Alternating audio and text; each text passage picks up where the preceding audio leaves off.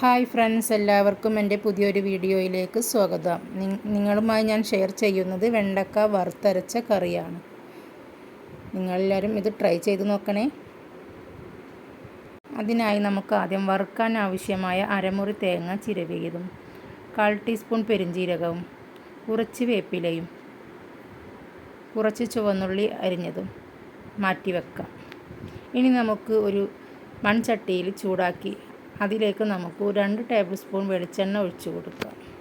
വെളിച്ചെണ്ണ ചൂടായി വരുമ്പോൾ ഇതിലേക്ക് നമുക്ക് 250 ഗ്രാം അരിഞ്ഞു വെച്ച നമ്മുടെ വെണ്ടക്ക ചേർത്ത് കൊടുക്കാം. വെണ്ടക്ക നന്നായി ഒന്ന് വഴറ്റി കൊടുക്കാം. ഇങ്ങനെ ചെയ്യുന്ന നമ്മുടെ കറിക്ക് വെണ്ടക്ക നല്ല ടേസ്റ്റ് കിട്ടാനാണ് നമ്മൾ ഇതുപോലെ ചേർത്ത് കൊടുക്കുന്നത്. നന്നായി വഴറ്റിയെടുക്കണം നമ്മുടെ വെണ്ടക്ക. നമ്മുടെ വെണ്ടക്ക നന്നായി വഴണ്ടി വന്നിട്ടുണ്ട്. ഇനി നമുക്കിത് കോരി മാറ്റി വെക്കാം.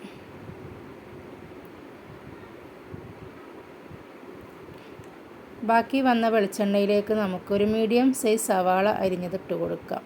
സവാള വഴണ്ടി കിട്ടാനായി 1/4 ടീസ്പൂൺ ഉപ്പും കൂടി നമുക്ക് ചേർത്ത് കൊടുക്കാം. ഇനി നമുക്ക് ഇതിലേക്ക് 4 പച്ചമുളക് നടുകീറിയത് ചേർത്ത് കൊടുക്കാം.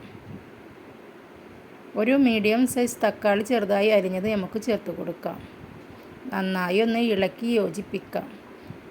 ഒരു 2 മിനിറ്റ് ആകുമ്പോഴേക്കും തക്കാളി നല്ലോണം വെന്ത് വരും. ഈ വെന്ത് വന്ന തക്കാളിയിലേക്ക് നമുക്ക് കുറച്ച് കറിവേപ്പില ചേർത്ത് കൊടുക്കാം. കറിവേപ്പില ഒന്ന് ഇട്ട് നന്നായി ഒന്ന് മിക്സാക്കി കൊടുക്കാം. ഇതിലേക്ക് നമുക്ക് നമ്മൾ വാട്ടിയെടുത്ത വെണ്ടക്ക ചേർത്ത് കൊടുക്കാം. വെണ്ടക്കയും ചേർത്ത് നമുക്കൊന്ന് നന്നായി മിക്സ് ചെയ്ത് കൊടുക്കാം. തക്കാളിയുടെ പൊടി എല്ലാ ഭാഗത്തേക്കും പിടിക്കുന്ന വിധത്തിൽ 2 മിനിറ്റ് ഒന്ന് ഇളക്കി യോജിപ്പിക്കാം.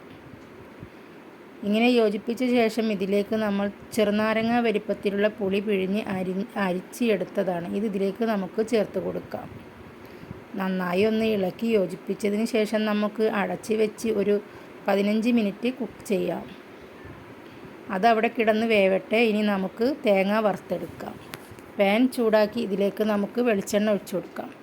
വെളിച്ചെണ്ണ ചൂടായി വരുമ്പോൾ ഇതിലേക്ക് അരമുറി തേങ്ങ ചിരവിയത് ചേർത്ത് കൊടുക്കാം.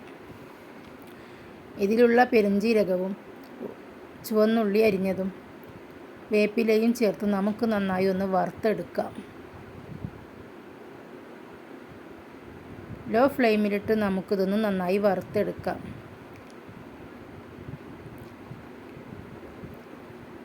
ലോ ഫ്ലെയിമിലിട്ട് നമ്മൾ ഇത് വറുത്ത് വരുമ്പോൾ ഇതിനൊരു ഗോൾഡൻ ബ്രൗൺ കളറായി മാറും.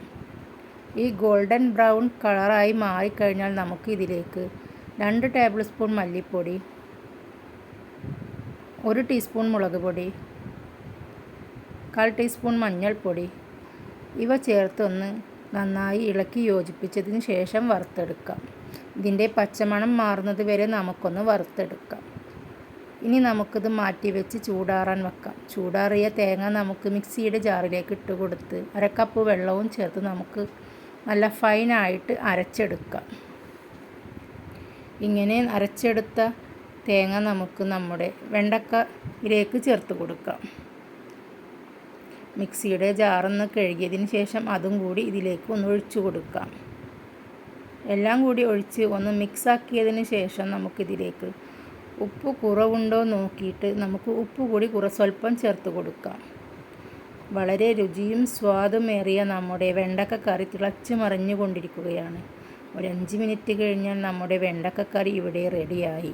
നമുക്കിത് താളിക്കാം. ഒരു പാൻ ചൂടാക്കി ഇതിലേക്ക് നമുക്കൊരു ടേബിൾ സ്പൂൺ വെളിച്ചെണ്ണ ഒഴിച്ചു കൊടുക്കാം. വെളിച്ചെണ്ണ ചൂടാവുമ്പോൾ ഇതിലേക്ക് 1/4 ടീസ്പൂൺ കടുക് ഇട്ട് കൊടുക്കാം. കടുകും ഇതിനോടൊപ്പം തന്നെ നമുക്ക് വേപ്പിലയും ചേർത്ത് കൊടുക്കാം.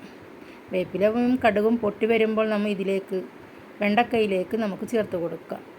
അങ്ങനെ നമ്മുടെ വെണ്ടക്കക്കറി ഇവിടെ റെഡിയായി കഴിഞ്ഞു.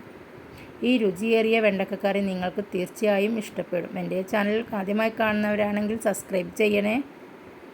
ഓക്കേ.